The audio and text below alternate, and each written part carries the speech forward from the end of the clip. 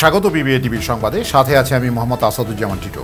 প্রথমে জানিয়ে দিচ্ছি গার্ডিয়ান লাইফ ইন্স্যুরেন্স সংবাদ শিরোনাম। শুনছিলেন সংবাদ শিরোনাম, এবারে বিস্তারিত। সিন্ডিকেটের হাতে জিম্মি আম চাষি ও ব্যবসায়ীরা। বেদখল খাসজমি উদ্ধারে আইন ব্যবস্থা নেওয়ার নির্দেশ ভূমি উপদেষ্টার। বাংলাদেশকে $130 কোটি ঋণ দিল এডিবি। অনির্দিষ্টকালের জন্য বন্ধ অগ্রণী ব্যাংকের এজেন্ট ব্যাংকিং সেবা। ইসরায়েলে ফের ক্ষেপণাস্ত্র ছুটছে ইরান। সংবাদ শেষ করব, যাবার আগে শিরোনামগুলো জানিয়ে দিচ্ছি আরও একবার। জীবন অনিশ্চিত, তাই সময় মতো জীবনের ডাক শুনুন।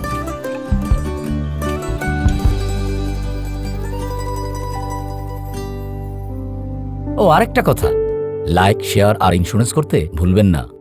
চাঁপাইনবাবগঞ্জের শিবগঞ্জ থেকে লক্ষাধিক মেট্রিক টন আম দেশে ও দেশের বাইরে রপ্তানি করার ক্ষেত্রে প্যাকেট করার উপকরণ হলো ক্যারেট। আর আম রপ্তানি করতে আম ব্যবসায়ীরা জিম্মি হয়ে পড়েছে ক্যারেট ব্যবসায়ী সিন্ডিকেটের কাছে। আম রপ্তানি করতে হাজার হাজার ক্যারেট কিনতে হয় ব্যবসায়ীদের। আম ব্যবসায়ীরা জানান, বর্তমানে হু করে ক্যারেটের দাম বাড়ছে।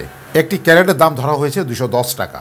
আম ব্যবসায়ীরা বলেন, যে হারে ক্যারেটের দাম বাড়ছে তাতে আমের ব্যবসা করে লাভ তো দূরের কথা, লোকসান গুনতে হবে। তিনি আরও বলেন, মাত্র কয়েকদিন আগে একটি ক্যারেটের দাম ছিল 165 টাকা হতে 170 টাকা। বর্তমানে সেটি বৃদ্ধি পেয়ে দাম দাঁড়িয়েছে 210 টাকা। ক্যারেটের দাম আরও বৃদ্ধি পাওয়ার আশঙ্কা করছেন সংশ্লিষ্টরা। কারণ ক্যারেট ব্যবসায়ীরা সিন্ডিকেট গুদামে ক্যারেট থাকলেও ন্যায্য দামে ক্যারেট না দিয়ে কৌশলে দাম বাড়িয়ে হয়রানি করছে। আম ব্যবসায়ীরা বলেন, সামান্য লাভের আশায় আমের ব্যবসা করি, কিন্তু এই বছরে যে হারে ক্যারেটের দাম বাড়ছে তাতে আমরা হতাশ। তিনি আরও বলেন, প্রতি বছর মৌসুম শেষে ক্যারেট ব্যবসায়ীরা 115-120 টাকা দরে হাজার হাজার ক্যারেট ক্রয় করে গোদামজাত করে, মৌসুমে অতিরিক্ত দামে বিক্রি করে। কিন্তু এবার অস্বাভাবিকভাবে দাম বাড়িয়েছে। তারা বর্ধিত রেটে ক্যারেট ক্রয় করতে বাধ্য করেছে, কারণ সিন্ডিকেটের বাইরে শিবগঞ্জে কেউ ক্যারেট বিক্রি করে না। বেদখল খাসজমি উদ্ধার ও দখলদারদের বিরুদ্ধে আইনগত ব্যবস্থা নেওয়ার নির্দেশ দিয়েছে ভূমি উপদেষ্টা আলিমা মজুমদার। তিনি বলেছেন, কারো মুখের দিকে তাকিয়ে উদ্ধার অভিযান পরিচালনা করা যাবে না। শুক্রবার পটুয়াখালী জেলার সার্কিট হাউসে অনুষ্ঠিত পটুয়াখালী শহরের গুরুত্বপূর্ণ খাসজমি সহ জেলার খাসজমি ব্যবস্থাপনা সংক্রান্ত কর্মকর্তাদের সঙ্গে মত বিনিময় সভায় তিনি এসব কথা বলেন। এ সময় জেলার অবৈধভাবে দখলকৃত খাসজমি উদ্ধারের জন্য অগ্রাধিকার ভিত্তিতে উচ্ছেদ অভিযান পরিচালনা করতে সংশ্লিষ্টদের নির্দেশনা দেন উপদেষ্টা আলিমা মজুমদার। আরও বলেন, খাসজমি মালিক ভূমি মন্ত্রণালয়, মাঠ পর্যায়ে জেলা প্রশাসক, ইউএনও, এসিল্যান্ড এবং ভূমি সরকারি কর্মকর্তারা খাসজমি দেখভাল করে থাকেন। খাসজমি রক্ষার দায়িত্ব জেলা প্রশাসক, ইউএনএ, এসিল্যান্ড এবং ভূমি সরকারি কর্মকর্তাদের। সংশ্লিষ্ট অবহেলা এবং উদাসীনতার কারণে দীর্ঘ সময়ে বিপুল পরিমাণ খাসজমি বেদখল হয়েছে। কেউ প্রভাব খাটিয়ে, কেউ বা জাল দলিল করে এসব খাসজমি দখল করেছে। খাসজমি যার দখলই থাকুক তার বিরুদ্ধে আইনগত ব্যবস্থা গ্রহণ করে অবৈধ দখল উচ্ছেদের জন্য সংশ্লিষ্টদের নির্দেশনা দেন তিনি। পটুয়াখালী জেলা প্রশাসক আবু হাসনাত মোহাম্মদ আরিফিনের সভাপতিত্বে এসিল্যান্ড উপজেলা নির্বাহী কর্মকর্তা সহ অন্যান্য কর্মকর্তারা মত বিনিময় সভায় উপস্থিত ছিলেন।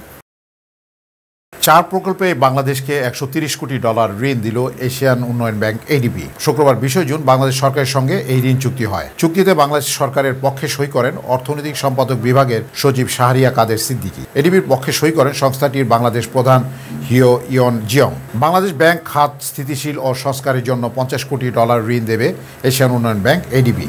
নিয়ন্ত্রক, তত্ত্বাবধায়ক, কর্পোরেট সুশাসন, সম্পদের মান ও স্থিতিশীলতা জোরদার করে বাংলাদেশের ব্যাংক খাতের স্থিতিশীলতা ও সংস্কার কর্মসূচি, সুশাসন বৃদ্ধি, বাংলাদেশ ব্যাংকের তারল্য ব্যবস্থাপনা কাঠামোর কার্যকারিতা বৃদ্ধি এবং ব্যাংক ব্যবস্থাপনা উল্লেখযোগ্য খেলাপি ঋণ সমস্যা সমাধানে তাৎক্ষণিক ব্যবস্থা প্রবর্তনের খরচ হবে এই অর্থ।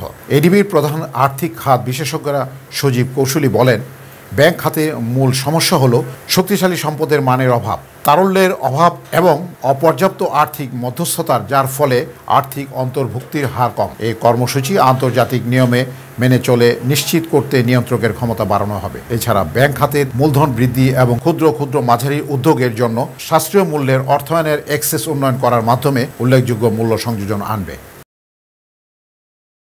অগ্রণী ব্যাংক পিএলসি শনিবার 21 জুন থেকে তাদের এজেন্ট ব্যাংকিং সেবা অনির্দিষ্টকালের জন্য বন্ধ রাখার সিদ্ধান্ত নিয়েছে।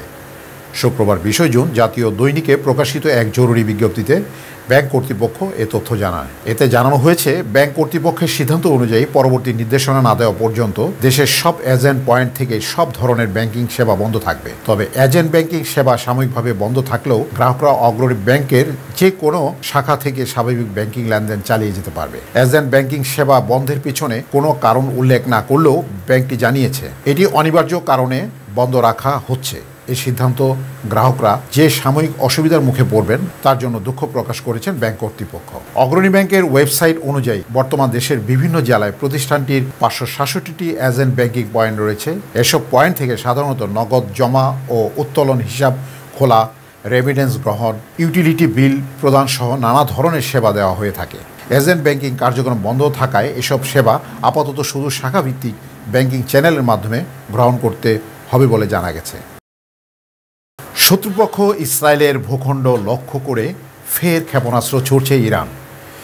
ইসরায়েলের প্রতিরক্ষা বাহিনী IDF বরাত দিয়ে এক প্রতিবেদনে এ তথ্য জানিয়েছে Times of Israel. Times of ইসরায়েলের প্রতিবেদনে বলা হয়, শনিবার 21 জুন বাংলাদেশ সময় ভোর 6টার দিকে ইরান থেকে উৎক্ষেপিত ক্ষেপণাস্ত্র শনাক্ত করেছে IDF।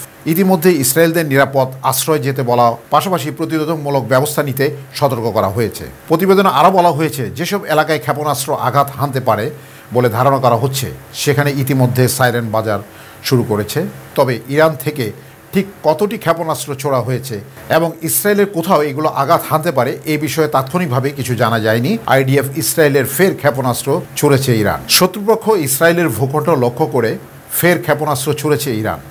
ইসরায়েলের প্রতিরক্ষা বাহিনী IDF বরাত দিয়ে এক প্রতিবেদনে এ তথ্য জানিয়েছে Times of Israel. Times of ইসরায়েলের প্রতিবেদনে বলা হয়, শনিবার 21 জুন বাংলাদেশ সময় ভোর 6টার দিকে ইরান থেকে উৎক্ষেপিত ক্ষেপণাস্ত্র শনাক্ত করেছে IDF। ইতিমধ্যেই ইসরায়েলিদের নিরাপদ আশ্রয়ে যেতে বলার পাশাপাশি প্রতিরোধমূলক ব্যবস্থা নিতে সতর্ক করা হয়েছে। প্রতিবেদনে আরও বলা হয়, যেসব এলাকায় ক্ষেপণাস্ত্র আঘাত হানতে পারে বলে ধারণা করা হচ্ছে সেখানে ইতিমধ্যে সাইরেন বাজতে শুরু করেছে। তবে ইরান থেকে ঠিক কতটি ক্ষেপণাস্ত্র ছোড়া হয়েছে এবং ইসরায়েলে কোথায় এইগুলো আঘাত হানতে পারে বলে এ বিষয়ে তাৎক্ষণিকভাবে কিছু জানায়নি IDF। সংবাদ শেষ করব, যাওয়ার আগে শিরোনামগুলো জানিয়ে দিচ্ছি আরও একবার। সিন্ডিকেটের হাতে জিম্মি আম চাষি ও ব্যবসায়ীরা। বেদখল খাস জমি উদ্ধারে আইন ব্যবস্থা নেওয়ার নির্দেশ ভূমি উপদেষ্টার। বাংলাদেশকে $130 কোটি ঋণ দিল ADB। অনির্দিষ্টকালের জন্য বন্ধ অগ্রণী ব্যাংকের এজেন্ট ব্যাংকিং সেবা। ইসরায়েলে ফের ক্ষেপণাস্ত্র ছুড়ছে ইরান। BBA-TV সংবাদ এই পর্যন্তই।